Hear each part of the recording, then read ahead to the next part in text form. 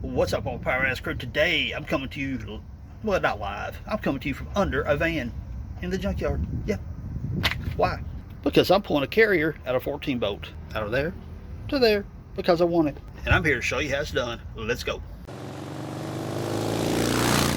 In one of my past junkyard videos, I pointed out this 3500 here had the 14 bolt. And I'm curious about what diff is in it, and somebody has been so nice to go ahead and take off the cover for me. Get you a floor mat, lay it down so you ain't laying in junk like this, and I'm gonna crawl underneath there and see which locker is in that, if any. So look in here really close. See right there, those teeth? Now turn the ring gear right there. See the spider gears inside there? Right there, inside there. That means that's an open differential. Plus, if you hold the ring gear, I don't know if I can do this at the same time because I'm in a junkyard with no tripod. But grab hold of your axle here. You see that it's turning. The whole ring gear is. So I'm going to take that drum, I'm going to turn it this way, okay? I'm going to take the other hand, hold the ring gear, don't let it move. That rear end should turn that way, or that tire.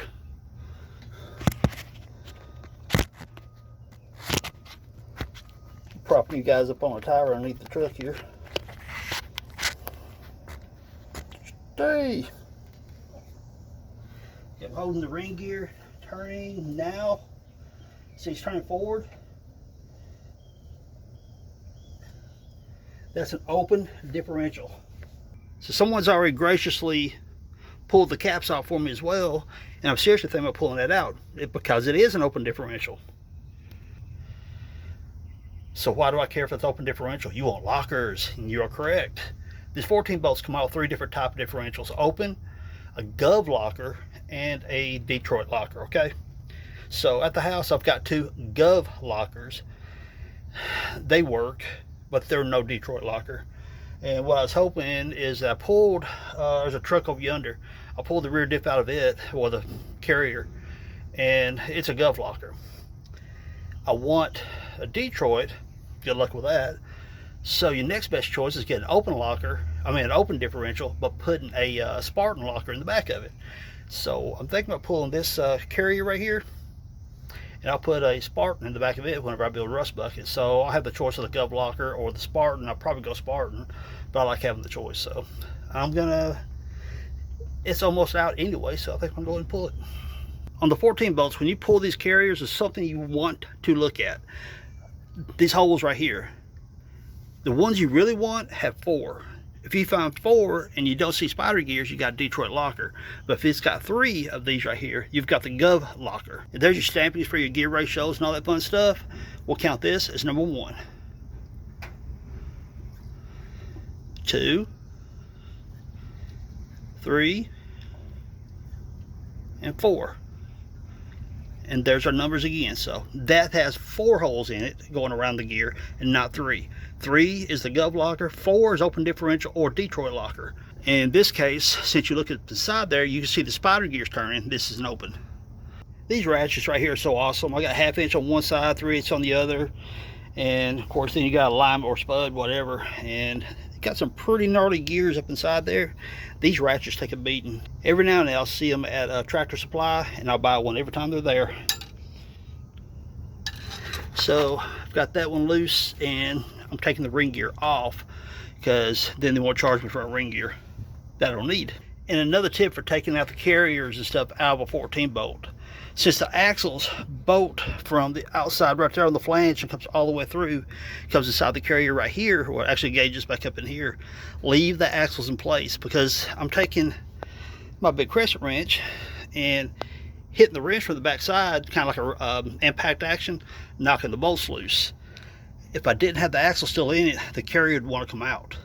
So leave the axles in.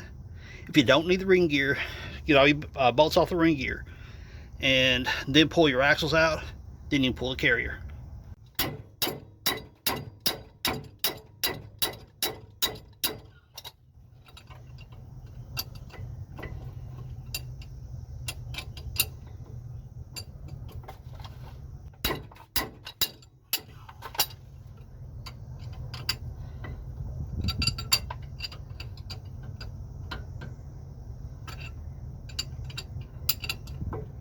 So I've got all the bolts loose around the ring gear. Go ahead and remove the ring gear because it's meshing with the pinion gear up front.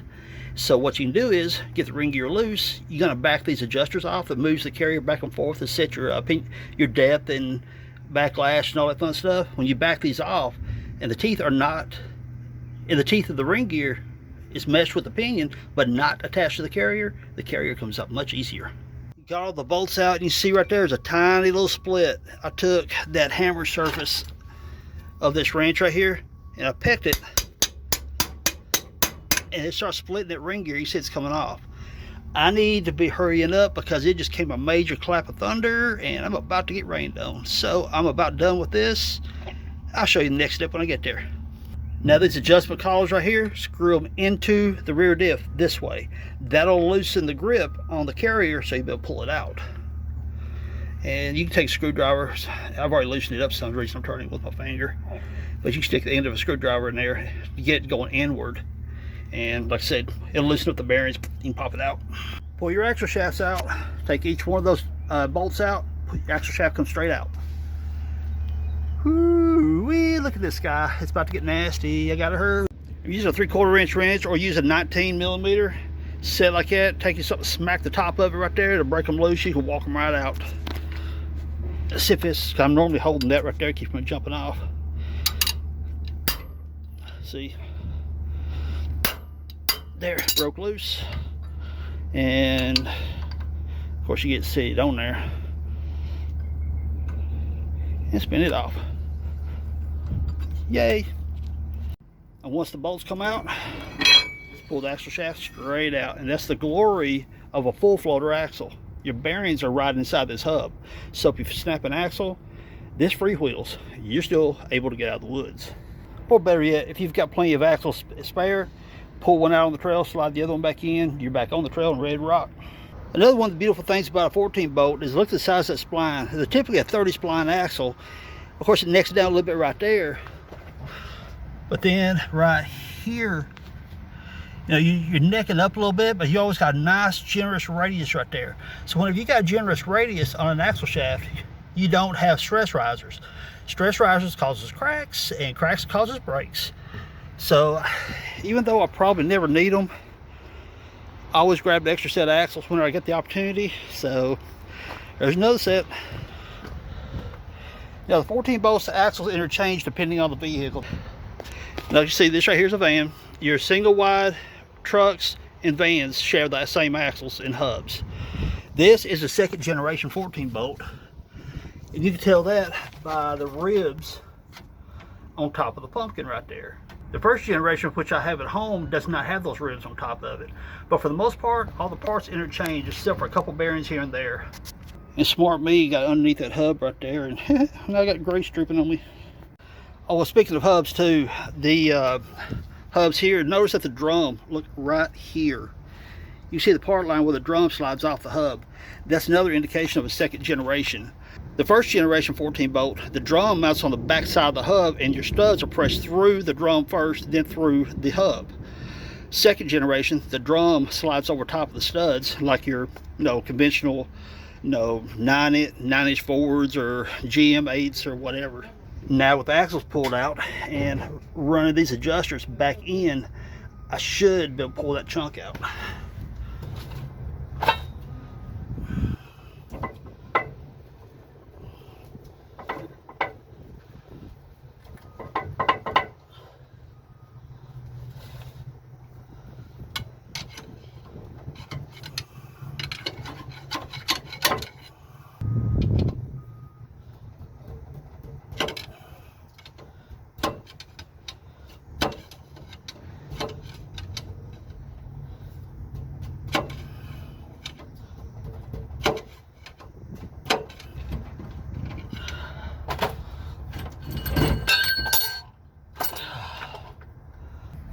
And another glorious thing about the 14 bolts, the backside of your pinion, you've got a bearing support back there so you don't have deflection. Hence the reason you can beat the snot out of these differentials. Now before anybody asks, I have no idea what the gear ratio is. I didn't count the teeth. I didn't look for an inspection plate, and I don't care because it is about to start storming and I just might make it out of here without getting wet. If I get wet, whatever. The setting up gears in a 14 boat's super simple, and here's why. Because, let me focus this thing, come on now, focus. These things right here adjust in and out, which moves your carrier like this right here, so you can set the mesh of the teeth, set your backlash, all that fun stuff. We'll get more into depth with that when I actually set up the rear end for a rust bucket, or the differentials both front and rear. But again, there's so many things about the 14 bolt that makes them so desirable. You got the bearing for the pinion carrier, again, set up over here. You can set the backlash and squeeze. I mean, people pop the covers and say, oh my gosh, it's an open diff. That's actually a good thing. Now, finding a Detroit locker is like finding a needle in a haystack. Oftentimes you'll find a gov locker, which I'll show you one of those later in the video. But open diffs, not a bad thing, because you can put lockers inside those. Now, as you can see, the caps are already off. Here they are laying here, so I kind of got lucky, didn't have to fool with that. But basically what you got is these sitting up here like this. You take the bolts out, pull the bolts up, and then pull it. Now with the caps in place, you can see that that clip goes inside those adjustment collars. That holds the adjustment in place and doesn't allow it to move up and down to mess with your gear settings. Now as I was dragging it out, it kind of split open, which gives me an opportunity to show you guys how things work. Here's your spider gears. You see right there is where your axles come in to your splines. And of course down underneath this cross right here. These gears mesh with your spider gears here. And as you can see, that allows it to be an open differential. Your gov lockers, well, and notice 1, 2, 3, 4 cross pin like this right here. Your Detroit lockers and your open differentials uses the cross pins 90 degrees right here, versus your gov lockers is going to have one here, and one here. Be 3 of these holes like this.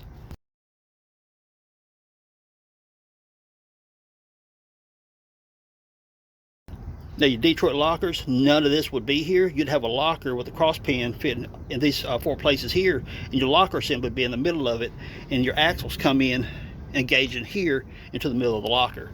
You can buy Spartans and Detroit lockers, pull out the spider gears, drop in the lockers, and you're good to go. And this we see here is the factory Detroit locker. You notice the wing nut, got that washer over top of it. If you look real close, you can see the splines where the axles go in right there. Also, look right here. See those teeth? Very much like a Spartan locker or some of your other lunchbox lockers. Now Yukon makes the Grizzly locker, which is pretty much a blatant knockoff of the factory Detroit locker. So it's possible this right here could be a Grizzly. I just found this picture on the internet right here to show you guys what to look for if you happen to see a Detroit locker. And here's the 14 bolt that's going under rust bucket. This is called a gov locker. Notice the shape of the differential right here of the chunk. Kind of cone shaped. And also notice right here, if I get the camera just right in, it kind of looks like a screen in a way. That is your clutch and steel packs inside there that provides your lockup feature. And you can also see that right here and here. Now I'd love to turn that differential over to show you that you got 3 of these holes, but being that I've got the axles in the differential, you're not going to turn that. But you can see one of them's right there, one of them's right there, so if you've got that kind of spread straight through, you're going to have your third one on the very bottom. Now the gov locker differentials, they have a lot of parts. I'll pop up a picture here for you. Notice all the clutches. See this little rod contraption right here? That is I don't know what the technical name is for it, but it's kind of like the governor that controls how much wheel spin you have. Meaning, I believe it's something like to the effect that if your tires get within 150 RPM difference, one spinning more than the other, it locks that little rod down. There's a pawl, P-A-W-L, pawl, that engages inside that gov locker that locks up both differentials. Now, reading around on the internet, most of the time you'll find that the bad rap gov lockers are on the 10 bolts, smaller differential, weaker differential. A lot of people praise good for the 14 bolts because they're just a bigger, stronger build, period. But there are still some that blows them up. And the problem of it is that 150 RPM difference that happens. If that 150 RPM, one tire is spinning too fast, and it engages that pawl and that clutch pack really, really solid, it shatters the stuff inside there. So, I don't know, maybe just take that sucker and weld all the gears up on the inside of it and make a spool out of it. Hey, that brings up an interesting trivia question. When you weld up a differential, what is it called? Tell me down in the comments. Which is that Jeep right there, for those of you who don't know about it. Now, it's been a while since I've released a video on this particular Jeep. I'm going next week to pick up a new frame for it. So as soon as I get the frame swap done, I'm going to stretch the back end by 12 inches or so. Then I'm going to hang the axles. It's getting closer. I want to get my beater rig going so I can have some fun. Yeah, those of you out there who's done a ring and pinion and rear end differential work, as soon as you seen that axle grease, you smelled the video, didn't you? There's nothing like the smell of burnt differential fluids. Now this Ford Super Duty, full floater rear disc, but that side over there, they've got the disc off. Let me show you something. So being this Super Duty is already disassembled right here, it gives me a great opportunity to explain the full floater system to you. The hub assembly sits up here as you see here. You can take the hub, pull it off, it rides on this spindle right here. Bearings race here, then you got a nut here, you got a bearing race right there. And you see right there's the bearing race, who knows where the bearing's at. And there's your backside bearing. So that hub goes up on there like that. And your axle shaft goes in straight down through there, joins into the chunk in the middle right there, as you guys seen me pull out that 14 bolt.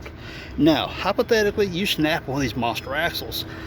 You're doing something if you snap one, but just say you did. You can take those bolts out right here, pull that axle shaft out, get you a broomstick with a magnet taped to the end of it, stick it up inside there, grab the other part of the broken axle shaft, feed it out of the tube, cap this right here off.